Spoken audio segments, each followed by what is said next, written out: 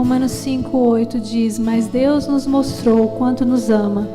Cristo morreu por nós quando ainda vivíamos no pecado. E agora fomos aceitos por Deus por meio da morte de Cristo na cruz. É mais certo ainda que ficaremos livres por meio dele do castigo de Deus. Nós éramos inimigos de Deus, mas ele nos tornou seus amigos por meio da morte de seu Filho. E agora que somos amigos de Deus, é mais certo ainda que seremos salvos pela vida de Cristo. E não somente isso, mas também nós nos alegramos por causa daquilo que Deus fez por meio do nosso Senhor Jesus Cristo, que agora tornou amigos de Deus. O Senhor, Ele pagou um grande e alto preço por nós na cruz, para que nós pudéssemos nos tornar filhos, para que nós pudéssemos nos tornar amigos, para que nós pudéssemos ter o privilégio de estar aqui nessa noite. Então é por isso, por esse motivo de você estar aqui nessa noite, que você deve ter o seu coração grato e alegre ao Senhor, porque o amor do Senhor, ele não falha, o amor do Senhor é fiel, é digno e é presente neste lugar, amém? Que você aproveite essa oportunidade, feche seus olhos, se desligue agora do mundo lá fora e coloque-se totalmente diante do Senhor. Pai, nós queremos primeiramente, Jesus, pedir perdão, ó Pai, pelas nossas falhas, por tudo aquilo, ó Deus, que nos impede muitas vezes de chegar com uma adoração verdadeira diante de Ti, Senhor. Pai, nós estamos aqui não pelos homens, pelos jovens, mas nós estamos aqui, ó Deus, com um único objetivo, que é adorar o Teu santo nome, Jesus. Recebe o nosso louvor, a nossa gratidão. Recebe, Senhor, a nossa alegria de estar aqui nessa noite, Jesus. Obrigado porque o Senhor nos escolheu antes mesmo que nós pudéssemos vir a existir, ó Deus, o Senhor já tinha nos escolhido. E nós queremos Te agradecer, Senhor, por tudo que o Senhor tem feito por nós e por tudo que o Senhor ainda fará, Deus. Cuida de nós nessa noite. Prepara, Senhor, o coração de todos aqueles que estarão aqui. Que não sejamos nós aqui em cima, mas que seja o Teu Espírito Santo em nós. Que possa transbordar do Teu amor, da Tua graça e da Tua misericórdia, em nome de Jesus. Amém.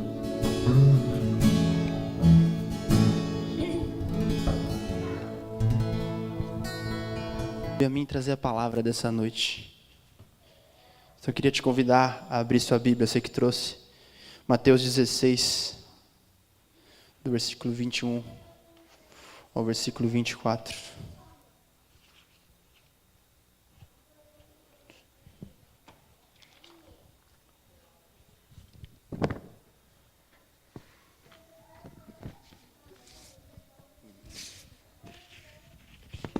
Todo mundo achou aí?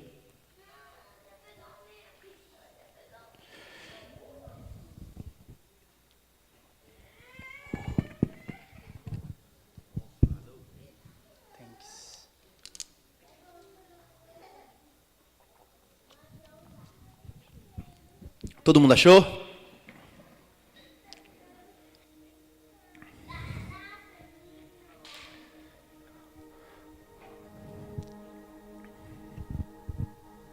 Eu vou ler rapidinho, tá?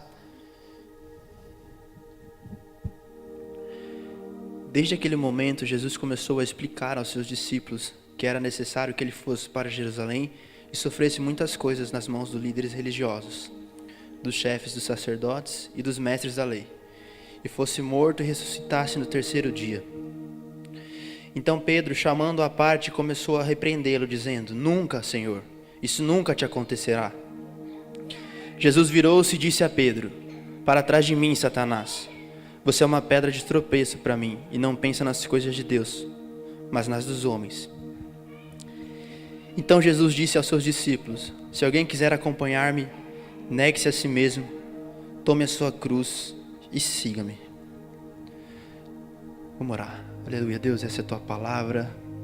Nós entramos diante da Tua palavra, Deus, com temor, sabendo da santidade e da grandeza que é estar na Tua presença, Jesus. Deus, nós pedimos a Ti que o Senhor venha a revelar a nós os mistérios da Tua palavra essa noite, Jesus.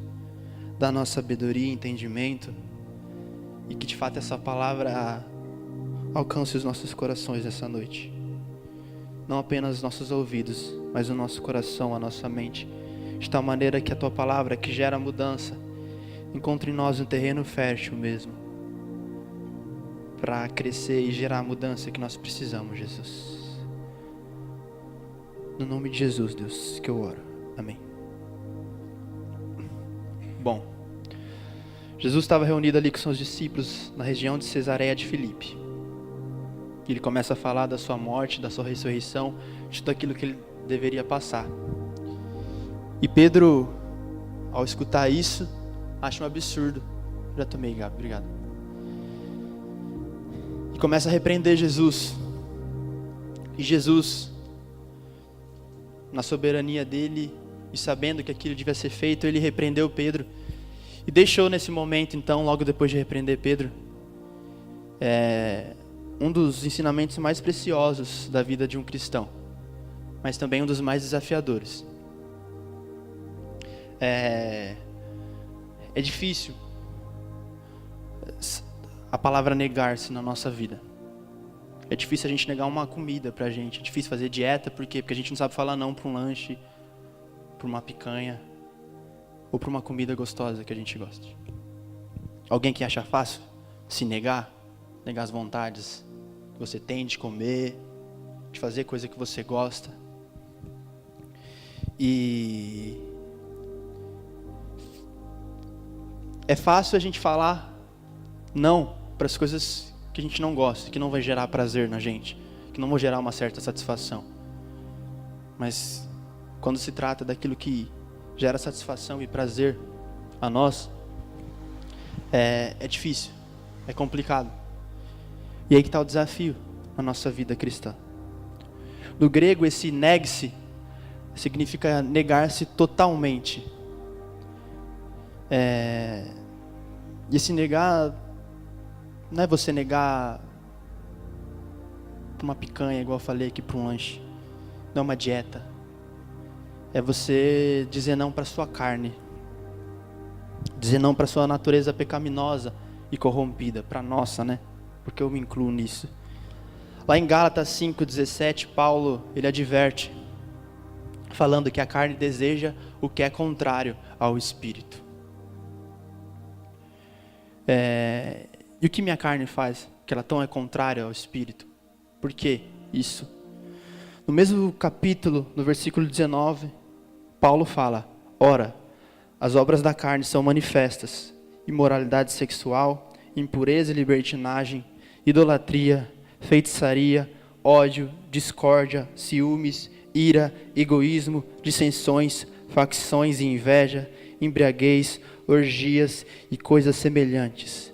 E não só isso, se a gente for parar para pensar, nós vamos falar muito mais coisas que são o agir da nossa carne em nós, que a nossa carne gera na nossa vida, na nossa humanidade. Você vai falar para mim: nossa, mas eu não tenho isso. Cara, se você é um ser humano igual eu, você tem isso. Você tem. E você tem que lutar contra isso. Você vive uma luta diária contra isso. Lá em Romanos 8, do versículo 5 ao 8, fala: quem vive segundo a carne tem a mente voltada para o que a carne deseja. Mas quem vive de acordo com o Espírito tem a mente voltada para o que o Espírito deseja. A mentalidade da carne é morte, mas a mentalidade do Espírito é vida e paz. A mentalidade da carne é inimiga de Deus, porque não se submete à lei de Deus, nem pode fazê-lo. Quem é dominado pela carne não pode agradar a Deus.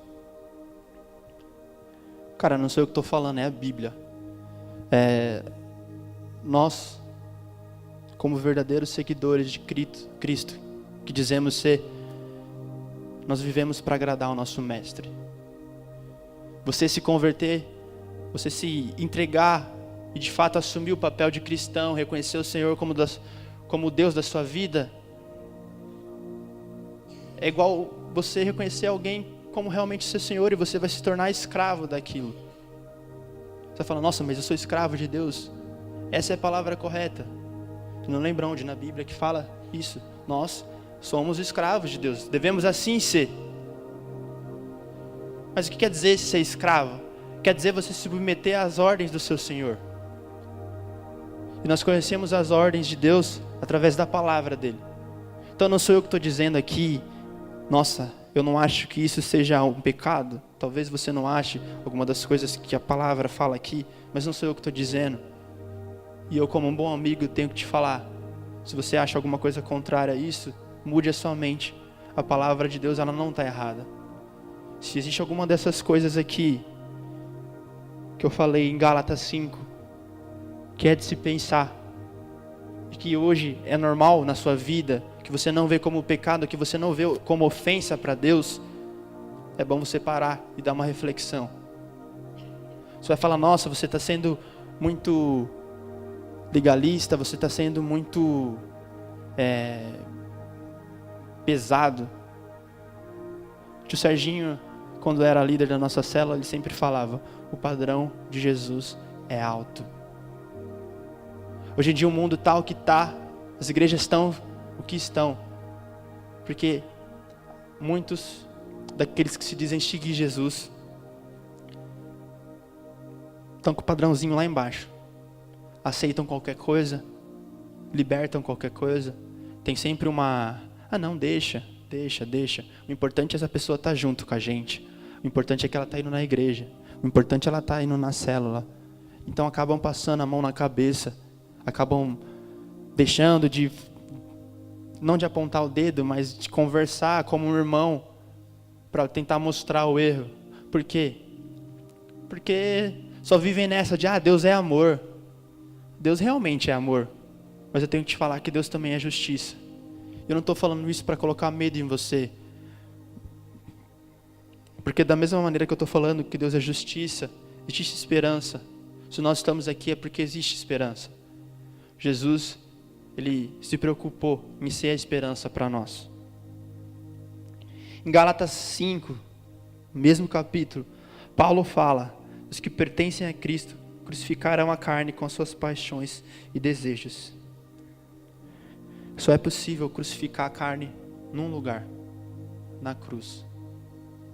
Não existe você abrir mão da sua carne em outro lugar.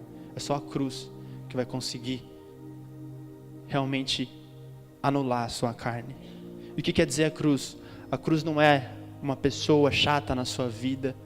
A cruz não é uma doença. A cruz não é um problema que você tem, sei lá, que vem se arrastando há anos na sua vida, que você não consegue resolver. A cruz no judaico significa estaca de execução. Ou seja, a partir do momento que você toma a sua cruz, você está executando a tua carne.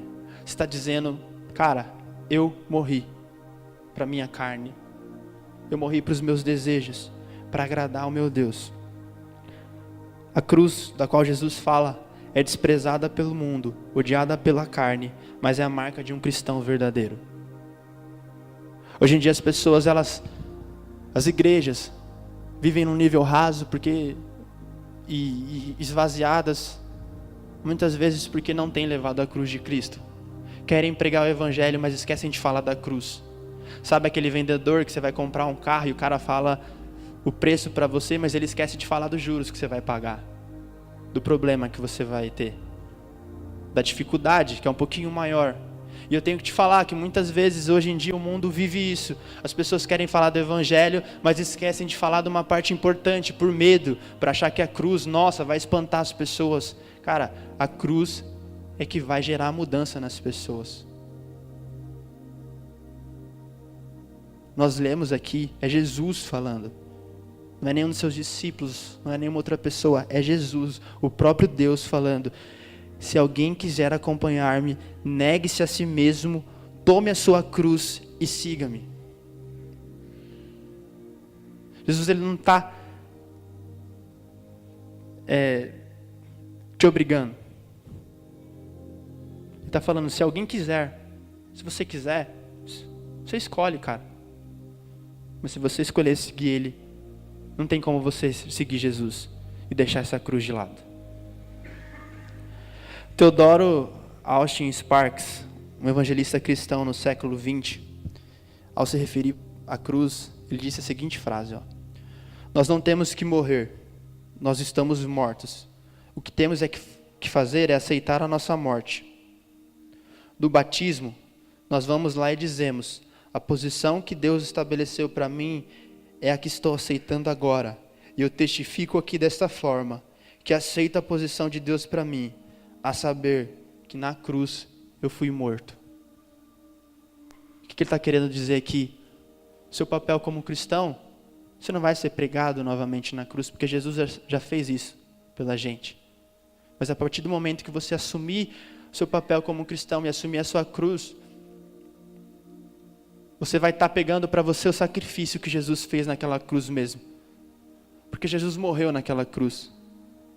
Mas mais importante do que a morte, depois de 3 dias ele ressuscitou. E é o que ele faz com a gente quando nós tomamos a nossa cruz. Você assume a sua morte na cruz, mas ao mesmo tempo você ganha a vida. Eu sei que às vezes parece loucura você pensar isso, mas como? Eu vou morrer e vou viver? É isso que o Evangelho fala. Você vai morrer para as coisas do mundo, mas você vai viver para a eternidade. A morte não vai ter mais domínio sobre a sua vida, mas o que vai reinar é a vida de Deus. Paulo em Romanos 4,10 fala: trazemos sempre em nosso corpo o morrer de Jesus, para que a vida de Jesus também seja revelada no nosso corpo. O mundo precisa que você tome a sua cruz. O mundo precisa que você tome a sua cruz. Porque você tomando a sua cruz, vai revelar a vida de Jesus. Foi o que Paulo falou aqui. E é isso que vai transformar a vida das pessoas. É isso que vai fazer o Evangelho ser pregado. É isso que de fato vai fazer Cristo em nós ser a esperança da glória. A partir do momento que você tomar a sua cruz, isso tem tudo a ver com o que o mundo precisa. O mundo perece porque não conhece Jesus. E a igreja falha porque não leva Jesus para o mundo da maneira certa. Lá em Romanos 8,17, diz que a ardente expectativa da criação aguarda a manifestação dos filhos de Deus. Em 2 Coríntios 5,20, diz assim, portanto, somos embaixadores de Cristo, como se Deus estivesse fazendo o seu apelo por nosso intermédio. Por amor a Cristo lhe suplicamos, reconciliem-se com Deus. Esse versículo é muito conhecido, a primeira parte dele, que fala que nós somos embaixadores de Cristo. Mas eu estava lendo essa semana esse versículo, essa segunda parte me chama mais atenção. Que fala assim, como se Deus estivesse fazendo o seu apelo por nosso intermédio. Se o mundo não tem visto um apelo de Deus, não é porque Deus não tem agido, é porque a igreja não tem se portado da maneira correta, tem se portado só na metade, digamos assim. E na boa, Deus não é Deus de metade, não é Deus de resto. Ou você faz, ou você não faz.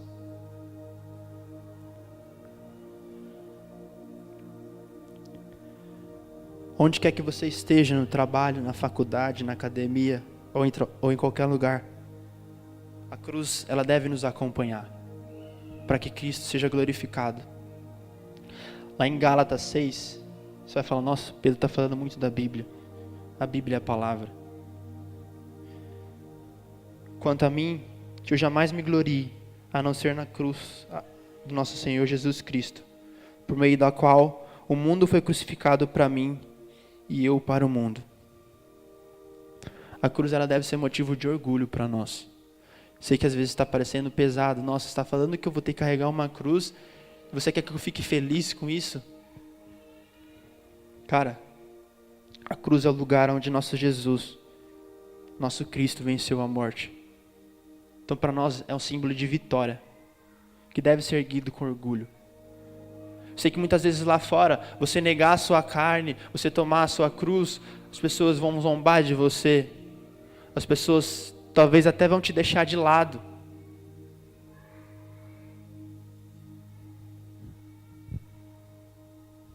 Mas cara, tenho que te falar uma coisa. Se isso acontecer com você, Essas pessoas não eram seus amigos. Não estavam interessados na pessoa sua. Eu te garanto uma coisa. A partir do momento que você levar a sua cruz, o seu padrão de vida ele vai melhorar. E eu não estou falando aqui de riqueza, de dinheiro. Eu estou falando aqui da sua vida em geral. Ela vai melhorar. Porque Deus faz isso. Ele realmente traz vida ao nosso coração. E se as pessoas lá fora, de fato, acontece isso. Elas desprezam muitas vezes quem segue a Jesus. Tenha em mente que luz e trevas não podem andar juntos. Eu estou falando para você virar a cara para as pessoas? Não. Mas eu estou falando que se alguém lá fora virar a cara para você, porque você segue a Cristo, para você não se preocupar com isso. Mas quero falar para você também que a partir do momento que você seguir a Cristo, não vire a cara para as pessoas lá fora, mas que elas vejam realmente Jesus em você. João Calvino, bem conhecido, em uma de suas obras ele escreveu: somos de Deus, portanto vivamos e morramos para Ele. Somos de Deus, permitamos que sua sabedoria e vontade governem todas as nossas ações. Somos de Deus, em harmonia com isso, que todas as partes de nossa vida se empenhem por Ele, como nosso único alvo legítimo. A nossa vida ela deve existir para isso, para Deus. Em Efésios 4, 22, fala assim, quanto à antiga maneira de viver, vocês foram ensinados a despir-se do velho homem, que se corrompe por desejos enganosos, a serem renovados no modo de pensar e a revestir-se do novo homem, criado para ser semelhante a Deus em justiça e em santidade provenientes da verdade. Deus nos chama a nos despir-se do velho do homem e a nos vestir desse novo homem que Ele tem para nós. Assumir de fato essa identidade de filho e de cristão que Ele quer moldar na nossa vida, que é acessível a nós. Mas nós precisamos dar o passo da obediência. Obedecer ao quê? É obedecer a Bíblia. Eu não estou falando aqui para você obedecer pastor, não estou falando aqui para você obedecer seu líder, sabe por quê? Nossa, você está querendo dizer para eu ser rebelde? Não. Estou falando para você seguir a Bíblia. Que a partir do momento que você seguir a Bíblia, eu tenho certeza que pelo menos o pessoal dessa igreja aqui vai obedecer o pastor. Porque eu sei que o meu pastor prega a Bíblia. Eu sei que os meus líderes nessa igreja, eles pregam a Bíblia. Por isso que eu estou falando para você, obedeça a Bíblia. E você vai estar obedecendo a Deus. Mas para você obedecer, você precisa conhecer. Ninguém obedece aqui sem saber a ordem que foi dada. Eu não vou chegar no Gabriel, cobrando ele, se ele não tiver escutado a ordem que eu dei para ele, ou o pedido que eu fiz. Ele precisa me escutar. Então, sim, ele pode ter a atitude de obedecer. Filipenses 2, do versículo 5 ao 8, fala que seja a atitude de vocês a mesma de Cristo Jesus, que embora sendo Deus, não considerou que o ser igual a Deus era algo que devia apegar-se, mas esvaziou-se a si mesmo, vindo a ser servo, tornando-se semelhante aos homens, e sendo encontrado em forma humana, humilhou-se a si mesmo, e foi obediente até a morte, e morte de cruz. Essa é a atitude que nós devemos ter. Ser obediente até essa morte de cruz. De tomar nossa cruz e seguir a Jesus. Conta-se uma história no Oriente de um velho sábio e de um jovem. E o jovem, querendo pregar uma peça nesse velho sábio, pensou com ele assim: eu vou pegar um passarinho na mão, eu vou bater na porta desse velho. Eu vou perguntar, o passarinho está vivo ou está morto? Se ele falar que o passarinho está vivo, eu aperto o passarinho e apresento o passarinho morto. Se ele falar que o passarinho está morto, eu abro a mão e o passarinho sai voando. Então um jovem foi lá, bateu na porta desse velho, pegou o passarinho e perguntou: tem um passarinho na minha mão, ele está vivo ou ele está morto? O velho, bem sábio, olhou, pensou e respondeu para o jovem: a resposta está nas suas mãos. Cara, não sou eu que vou tomar essa atitude por você. Mas o que você vai fazer com a cruz? O que Jesus pede para você levar é resposta sua. É resposta sua com Deus. É você falar: Deus, eu quero. Ou eu não quero. Ninguém aqui vai te forçar a nada. Mas eu, como um cristão e como um filho de Deus, torço para que todos nós aqui tenhamos a coragem de assumir essa cruz na nossa vida. Eu queria que você ficasse de pé agora, porque a palavra foi bem rápida. Eu não tenho mais muito o que falar. Não quis ficar enrolando. Quis bem direto ao ponto. E acho que deu para entender o que foi falado. Então, eu não sei como você está. Eu não conheço o seu coração. Eu não estou aqui para te julgar. Tampouco as pessoas que estão do seu lado. Não cabe a nós fazer isso. Mas eu torço muito para que todos nós, a começar em mim, nós venhamos a entender a seriedade que é essa palavra da cruz. O quão ela tem a ver com seguir Jesus. E o quanto ela é importante para nós mudarmos a nossa vida e mudarmos a nossa geração.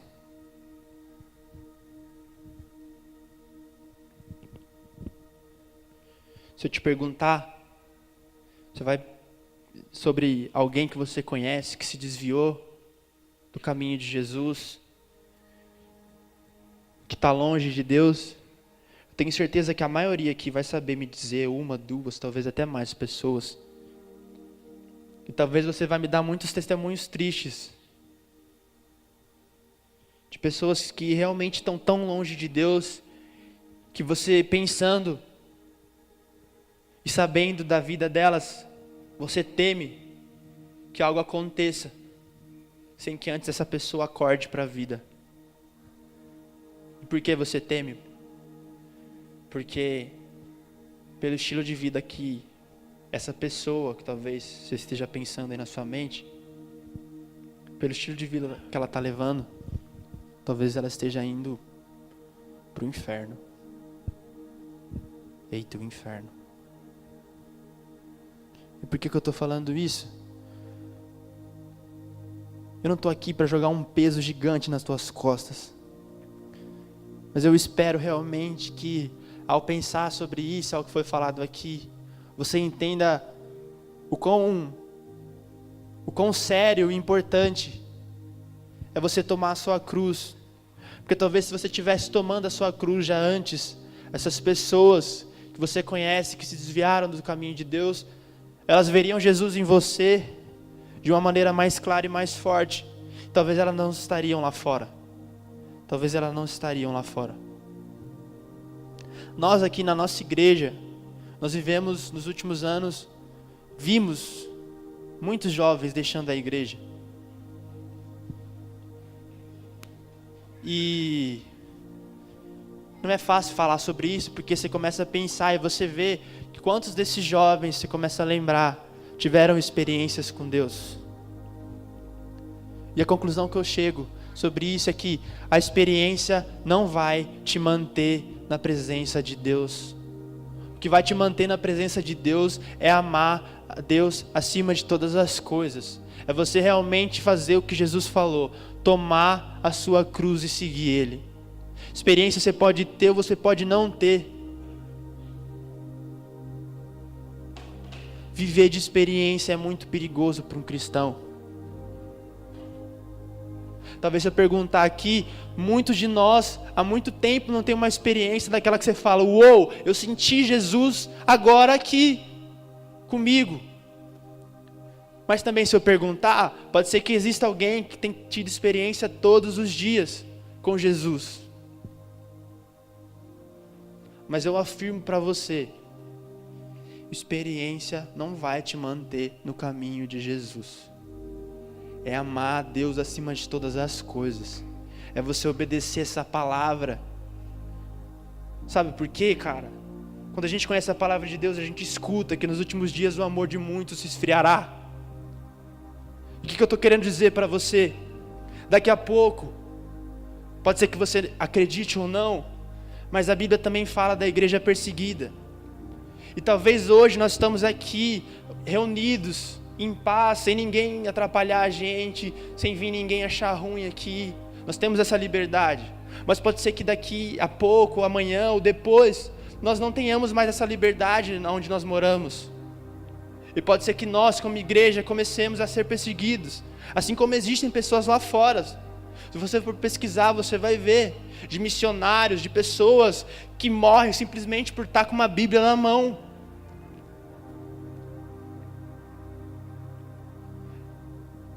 Só que o que dá esperança para nós, e o aprendizado, é que muitas dessas pessoas, elas, ao passarem por tudo isso, elas não negam a Jesus. Sabe por quê? Porque elas não vivem de experiência. Elas sabem o que é viver por amor a Jesus. O amor a Jesus que tem feito elas enfrentar a lei do país que elas vivem. Para nós é muito fácil. Para nós tem sido muito fácil. Rotineiro.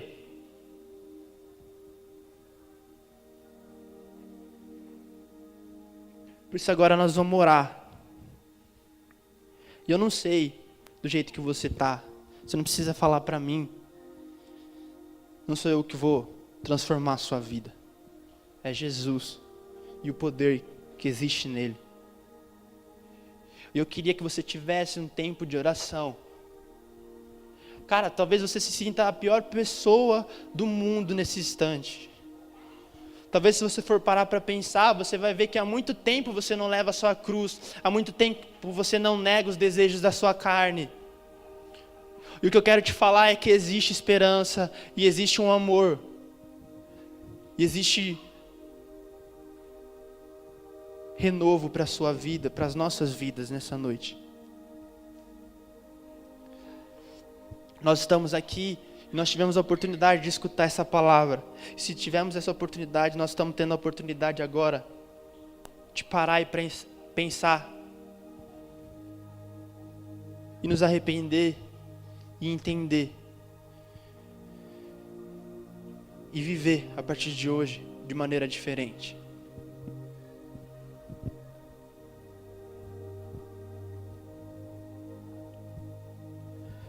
Deus, Tu nos sondas e nos conhece. Tu sabes quando nos assentamos e nos levantamos, Jesus.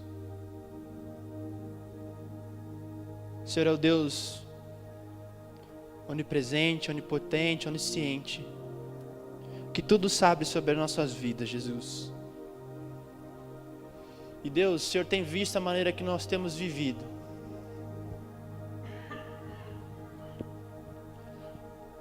O Senhor tem visto a maneira como nós chegamos aqui hoje. Jesus, eu peço que o Senhor venha com a Tua misericórdia sobre nós e nos preencha com o Teu amor, de tal maneira que a nossa resposta seja amar o Senhor acima de todas as coisas, Deus. Amar o Senhor com todo o nosso ser, com tudo que nós somos, com tudo que nós podemos, Jesus. Um amor realmente que faça-nos entender que é necessário que a cruz seja por nós carregada.